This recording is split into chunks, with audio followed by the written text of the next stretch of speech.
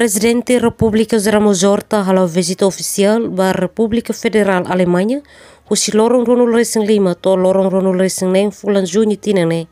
Visita ne mai hosi coinsia convite ne behato husi Presidente Alemanha Frank-Walter e início tinari rua Ronul Racing tolo.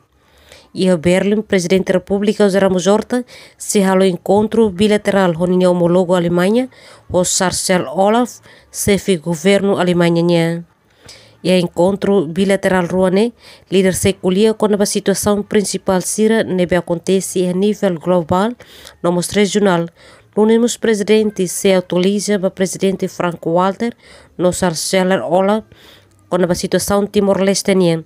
Liliu com a hafon ricas proposta cooperação entre Rairuanian. Presidente República Mosateten, Alemanha nudar economia bot liu e Europa. Importante tebes ba Timor-Leste atau sai nudar rai ida nebe mak prioridade liu banian. Mas o principal é a relação bilateral Alemanha-Timor-Leste.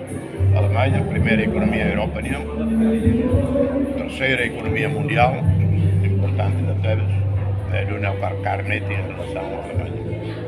Se fez Estado acrescenta tancada da União Alemanha ao Timor-Leste e a rela comunicação na manas auto-reformula cooperação Alemanha liga ao envio carruca trabalhador timoruan para serviço e Alemanha.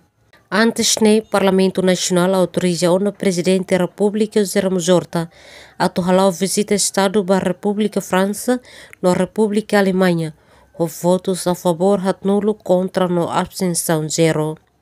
Emerenciana Pinto, Domingas Soares, Estel News.